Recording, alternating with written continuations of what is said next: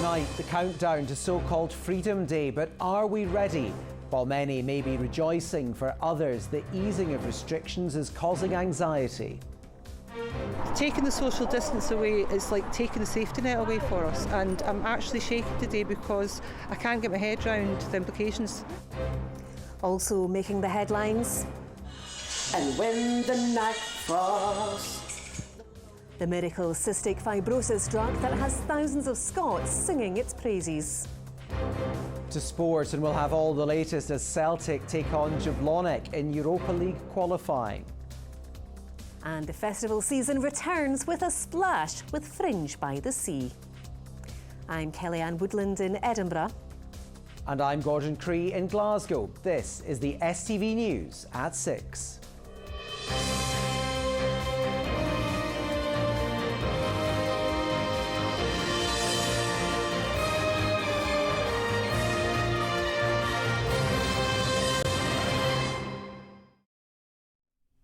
Good evening. Unions are urging employers to adopt a cautious return to work when most of Scotland's COVID restrictions are lifted on Monday. While some people can't wait to get back to the office, there remains a lot of anxiety about how people can begin to feel safe again. It comes as new figures show an estimated 75,000 people are living with long COVID in Scotland. Sharon Donaldson reports. Celia Sweeney is a carer for her son Paul. They shielded during the pandemic because Paul is considered high risk. They say they won't feel safe when social distancing ends on Monday. I can't get my head around the dangers that it implies for my son Paul. And if I was to say to someone, OK, you want to go to a disco, but if you had a brother, a sister, an aunt, a sibling, a mum and dad, someone that was close to you that was as vulnerable as Paul, you wouldn't go through that door, because you would risk a death sentence to someone that you love. Jenna Laws thought because she's young, healthy and double vaxxed, she was no longer at risk.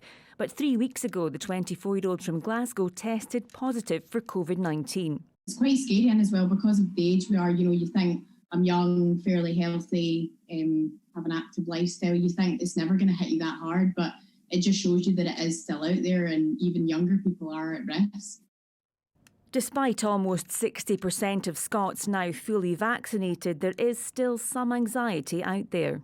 I think it's fairly common to have a level of anxiety about things opening up. Not everyone will feel that way. I think many people feel a sense of relief, and of course it's possible to feel relief and anxiety alongside each other. They don't cancel each other out. But for some people, there's a really significant level of fear. Screens separate diners at this Dalkeith restaurant. They could go on Monday when most COVID restrictions end, but might be kept here for another year. I think distancing measure is little too soon. And my staff are okay because they know I'm going to maintain the distancing and the mitigation in place. We all need to be very cautious and keep the mitigation for a little bit longer. The latest government statistics today show there are 75,000 long COVID sufferers in Scotland, possibly up to 85,000. In terms of long COVID clinics, we're absolutely looking at what's called the Hertfordshire model, but it is important to say that there are challenges with a long COVID clinic. If you are essentially could be taking away NHS staff at a time when the NHS is under pressure, putting them into a long COVID clinic, taking them away from other services, and actually we're still evolving our understanding of how to treat long COVID. For many office staff returning to work for the first time in almost 18 months, Monday will be a big change. It shouldn't be just a big bang, and that's not what the Scottish Government, I believe, is looking for, a big bang return back to work. It's this phased type of, responsible, sensible move back into office-type working should apply. As the country gets ready for most COVID restrictions in Scotland to end, it seems the long-lasting effects of the virus, both physical and mental, aren't going away anytime soon. Sharon Donaldson, STV News. Well, for those keen to get back to normal, it's good news on the travel front, with a whole host of changes which mean a summer holiday could be back on the cards. The number of green list destinations is growing, but if you're visiting a red zone, the cost of quarantine goes up. Louise Scott is here to explain. Well, there is lots changing for travellers. The current amber exemption allows anyone fully vaccinated to return to Scotland without having to quarantine, as long as they have a test that's negative before they fly and on the second day of their return. Now, France wasn't included, but from Sunday at 4 a.m, that will change, putting the country in line with the rest of the amber countries. For many Scots living in France, it's welcome news, including Rory Shepherd, who lives in Paris and is due to get married next month. Our friends back in the UK were a bit nervous about everything, and then to have that announced is just kind of taking a weight off the shoulders a little bit. Let's just keep our fingers crossed it stays that way. But yeah, for the sake of my wedding, it's a lot better news. There are 7 countries changing from amber to green: Austria, Germany, Slovenia, Slovakia, Latvia, Romania and Norway. Spain remains on that amber list, but the government has said travellers should remain cautious as they are investigating a new variant there. People are being advised to take a PCR test rather than a lateral flow one before they fly home. What we do need is that consistency, and we still need transparency and as much notice as possible from the UK government before things change. That's what's really going to help in the coming weeks and months if destinations Some other notable changes include India, the United Arab Emirates, Qatar and Bahrain moving from red to amber. A few countries are also moving to the red list, including Mexico. And managed isolation, or hotel quarantine as it's often known, is increasing by almost £500 to £2,285. Now, most people know to keep a close eye on these changes, but what some might not know is the new passport rules for flying to the EU post-Brexit. You must have 6 months on your passport before it expires, but you also need to look at the issue date, as the EU won't accept passports that are older than 10 years old. We've spoken to one Scot who was caught out when trying to fly to Tenerife. I renewed my passport 10 years ago, 10 months early, because I changed my name and I got married. So that 10 months gets added on. But it's that extra time that's now apparently no longer valid. And they literally said there was no way I was getting on a plane until I had got a new passport. That's something definitely to double check. And the traffic light system will be reviewed in 3 weeks' time, unless there are any changes in the meantime. Louise Scott there. Now, the Prime Minister and the Leader of the Opposition have clashed over climate strategy on a second day touring Scotland.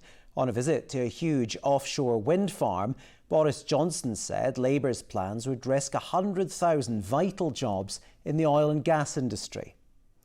Labour leader Sir Keir Starmer, on a visit to the UK's largest onshore wind farm, accused the Prime Minister of being missing in action ahead of the forthcoming COP26 climate conference. Here's our political reporter Laura Alderman. Setting out into the Moray Firth, the Prime Minister visited an offshore wind farm development today, which upon completion could provide 40% of Scotland's energy.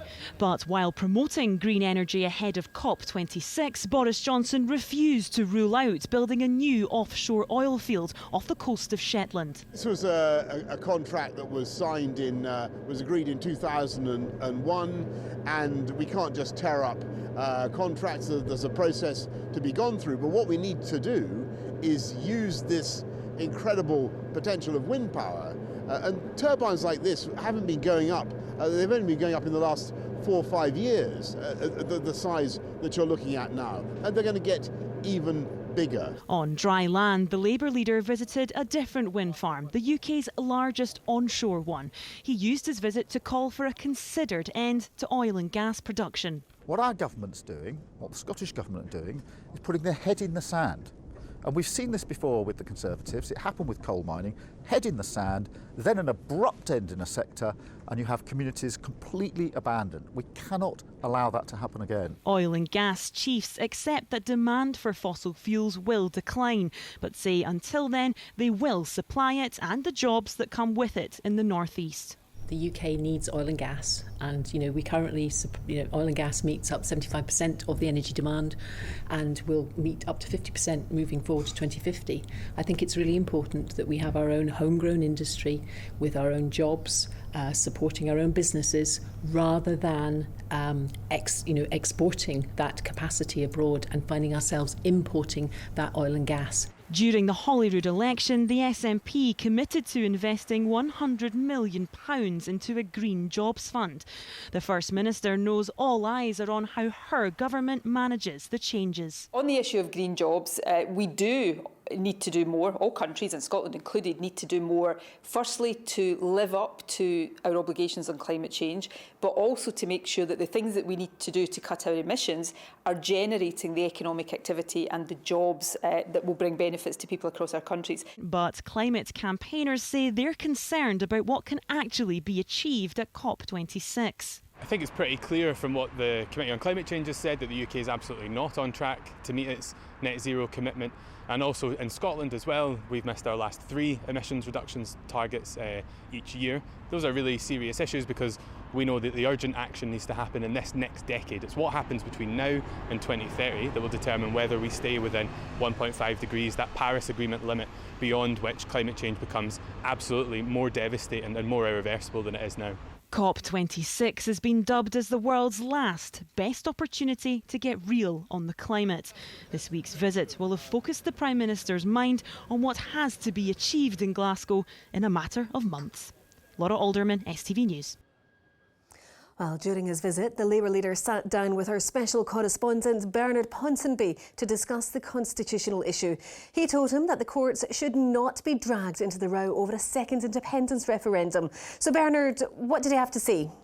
I think a couple of interesting points. I think the first thing that he actually said was that the constitutional status quo was no longer an option. He wants Labour to be an agent of change by endowing the Holyrood Parliament with new powers, although he didn't say what those powers would be. He also said that in terms of the constitutional future of the country, it was up to Scots as a whole to decide on their own future. So why was he standing in the way of Indy Ref 2? Here's what he had to say. When would be appropriate for a second referendum? When we have come through the recovery and started to grapple with some of the issues in relation within to the lifetime of the Scottish Parliament? Within the lifetime of the Scottish Parliament? Let me try and see this through the eyes of some of the communities we've just been talking about in the north. I'm just looking for an answer. Is it going to be within the lifetime of this Parliament? You said once the pandemic's over. I think that for the lifetime of this Parliament, we should be concentrating on the recovery. Well, this issue will come into focus because the Scottish Government will eventually publish a bill to facilitate a second referendum. That will lead to an intergovernmental spat because ministers at Westminster will say the Scottish Parliament doesn't have the powers to do this. So it may well end up in the courts. Keir Starmer is saying these are political issues. They should be decided by politicians. He doesn't want the courts to become involved. As we've been hearing earlier, the Prime Minister also in Scotland today, he was dodging questions on the Constitution and on the whole issue of climate change, suggesting that Margaret Thatcher did her bit by closing so many coal mines. That's something which will not go down well in former mining communities. Bernard, live from Glasgow, thank you. Other stories across Scotland, and 22 businesses have been named and shamed by the UK government for paying staff less than the minimum wage. Hairdressers in Glasgow, South Ayrshire and East Dunbartonshire were among those found to have broken the law, as well as hotels and an amusement park. HMRC found £31,000 was owed to 209 workers. And people diagnosed with cancer will now be offered support to physically and mentally prepare for treatment. Advice on exercise, nutrition and mental health will be offered at all 8 Maggie centres in Scotland. It's being funded by the Scottish Government.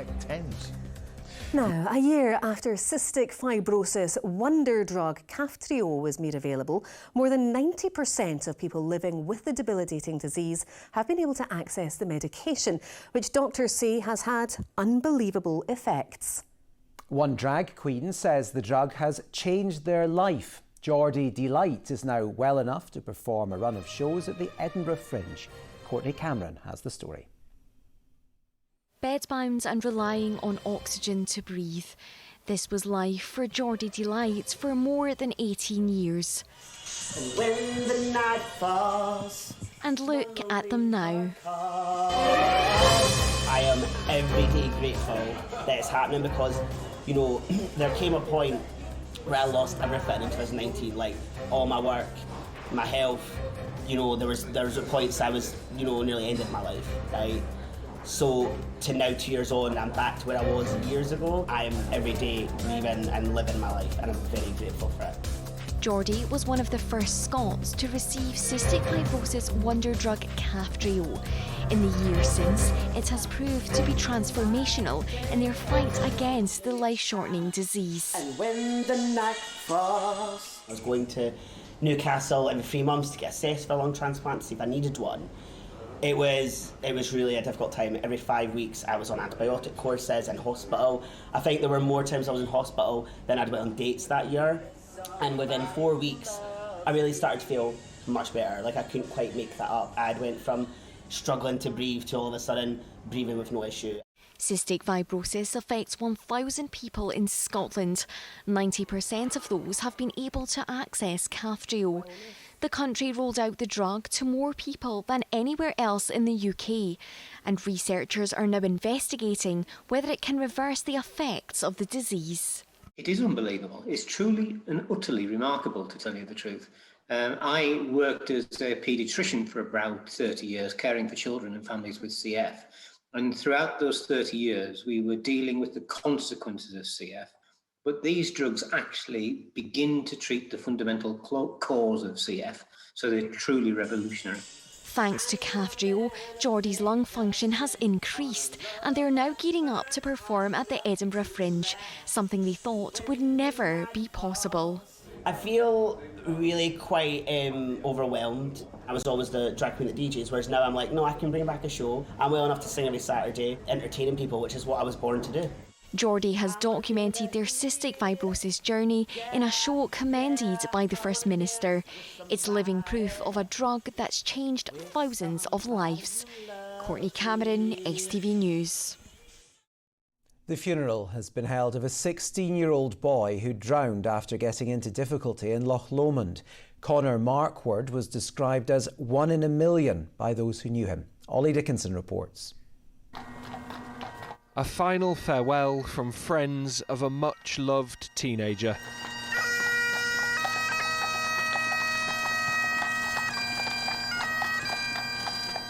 Connor Markwood was just 16 years old when he passed away after getting into difficulty in Loch Lomond. Those who knew him say he had an infectious smile, and his loss will be felt by so many. He was a big impact and a lot of his friends, and that was seen today at the funeral with so many young people who attended who were so upset and still upset. Connor will be remembered for being an infectious smile. Some people will say it's a smile 1 in a million. As he left school for the final time, classmates and teachers lined the street.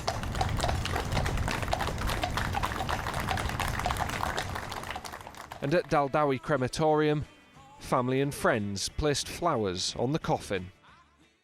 The service was shown back at the school, so great were the numbers who wanted to say their final goodbye. While we were in, we had his photograph spinning from when he was a baby right through to maybe 3 weeks ago, 4 weeks ago, and it made everybody infectious with that smile, the way he was. The family, yes, were upset, but again then were fits of laughter. And Connor made you have fits of laughter. He's a special boy. 5 teenagers are to go on trial accused of trying to kill a boy and leaving him unconscious on a railway track at Lanark. 4 18-year-olds and a 17-year-old deny the attack in May 2018. It's alleged the boy was hit on the head with a piece of concrete, as well as being repeatedly punched and kicked. Time now for tonight's sport, and Ronnie's here.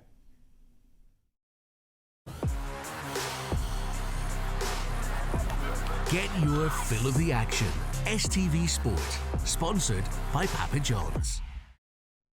Good evening. Celtic are well into their Europa League clash with Jablonec with 76 minutes on the clock. Celtic currently lead by 3-1. Let's get straight to the action with Ryan Marr. Fresh in the door and straight into the starting lineup. The talk was all about Joe Hart in the build-up, but it was Ange Postecoglou's other new signings who made the difference early on. Liel Abada putting Celtic into the leads after 12 minutes. With Odsonne Edouard dropped to the bench, all eyes were on his replacement Kyogo Furuhashi, and he didn't take long to make an impact on his first start. doubling the lead 4 minutes later. Celtic looked to be in cruise control, but were given an immediate scare in a frantic opening 17 minutes. Jablonek pulling a goal back to reduce Celtic's lead to 1 goal. Moments into the second half and Celtic looked to restore their 2-goal advantage. Furuhashi blazing over from close range. But James Forrest did add the third for Celtic in the 64th minute, and with just over 10 minutes remaining, they remain 3-1 in front. Ryan Marr, STV News. Meanwhile, both Celtic and Rangers have confirmed they've been given the green light for a return to full capacity starting from next week. That means over 50,000 supporters will attend Rangers' Champions League tie with Malmo on Tuesday, while Celtic are also set for a full house for their Europa League second leg next Thursday. St Mirren boss Jim Goodwin says he's delighted Hearts are back in the Premiership this season, but admits the Jambos' presence will make their aim of a top 6 finish much more difficult. The Saints opened their accounts for the season with a 2-2 draw against Dundee and welcome Robbie Nielsen's side to Paisley on Saturday. There's no getting away from it. They are one of the bigger clubs in the country, and they've got a big fan base, and the level of expectation on Hearts this season will be no different to any other season they've had in the Premier League. I think their fans will demand top 6 minimum. And it was another busy day for the Scots representing Team GB in Tokyo.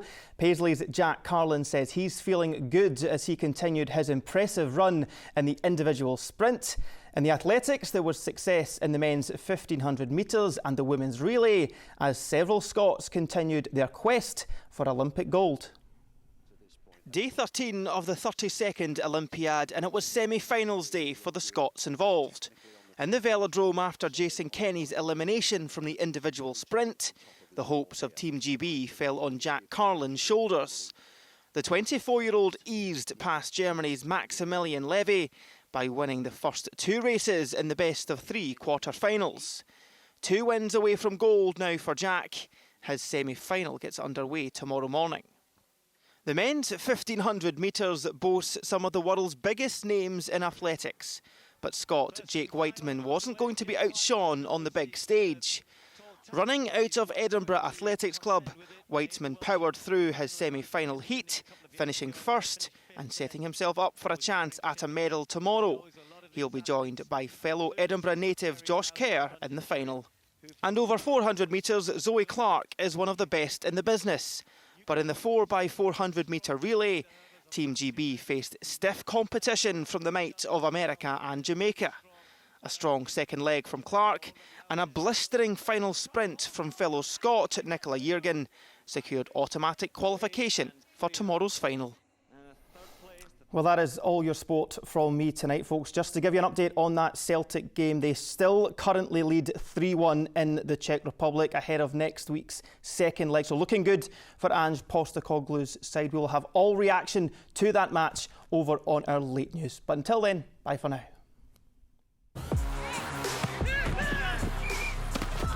Get your fill of the action. STV Sport, sponsored by Papa John's. Philip has the weather.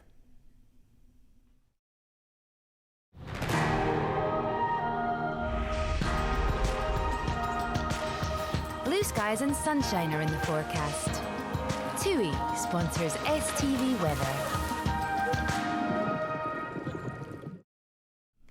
Well, so far this week things have remained fairly settled and we've seen lots of dry and bright conditions around. Even this morning it was a relatively dry start to the day with some sunny intervals, though particularly in the east. Unfortunately though, things are turning more unsettled from the west as we've got low pressure taking control of our weather. It's very slow moving and currently it's sitting across Northern Ireland, giving us a lot of cloud, heavy rain, scattered showers at times that could be quite thundery and windier conditions. Now, as we head through the weekend, the Met Office have issued weather warnings through tomorrow and Saturday, and the low pressure does stay in control. Back to just now, and as we head through the rest of this evening and overnight, that low pressure nudges a little closer to Scotland, spreading in a lot of that rain further east and northwards, heavy and persistent at times overnight, and we do have some dry spells through the central belt as well. A mild night to come, with temperatures reaching lows of 14 or 15 degrees Celsius. Looking ahead to tomorrow, generally a very wet and miserable day across much of the country. Lots of rain around, slow moving, turning showery through the course of the afternoon, but some of those showers once again could be quite thundery, some of those banding together to create longer spells of rain. That's why we've got the rain and thunderstorm warnings in place. Disappointing temperatures too, highs of 20 degrees. Bye-bye. TUI sponsors STV Weather. Finally tonight, despite the challenges of the last year, Scotland's festival season is just around the corner. One of the first events, North Berwick's Fringe by the Sea. The festival features a star-studded line-up and local residents. Polly Bartlett's been down to preview the action.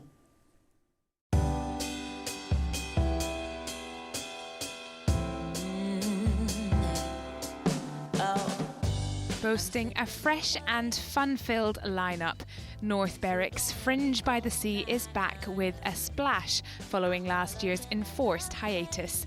The not-for-profit event was founded in 2008 and this year aims to aid the recovery of the community following the pandemic. Oh, it's just absolutely thrilling. I mean, we've put in so much hard work. All the team around us, we've been working incredibly hard to get to this point. And we're only 24 hours out. We've still got a fair amount to do, but we'll make it. And the curtain will go up and we're going to have a brilliant 10 days. And, you know, even if you just come down to enjoy the splendid view that we have around us, it's well worth that. Well, how is this for a location? This year's Fringe by the Sea is here to show off some of the best music and comedy Scotland has to offer, including Stornoway's Pete Diesel, Janie Godley, and of course Lulu. So there's loads to shout about. You know you make me wanna shout, put my hand to the left. This is the first gig that I will have done in over a period of nearly 2 years. I'm beyond excited. I might even get nervous. I don't know. I mean, I just hope that I remember what to do. The festival will be marshalled by a group of volunteers, and Lulu can't wait to perform to a home crowd. It's a really nice thing. It's like a heart opening. When your heart opens, when you feel that closeness, when you feel that connection. And I basically know that I've always done what I do in order to connect. The star-studded lineup has delighted locals. There's just going to be so much going on and it's just so great. It feels like all the energy's coming back to the town after such a long time of empty streets and having to keep such a distance from each other. So I just can't wait. The opportunity to have phenomenal bands play and to dance. God, how long has it been since we all got together and had a good drink and a dance? So very much looking forward to it. And I think the whole community, there's a real buzz around the place. Fringe by the Sea opens tomorrow. Its organisers have really pushed the boat out this year. Polly Bartlett, STV News. Yes, a lovely place, well worth a visit if you can get a ticket. And that is all from us tonight. We're back tomorrow at 6 from all of us here. Bye-bye. Bye-bye.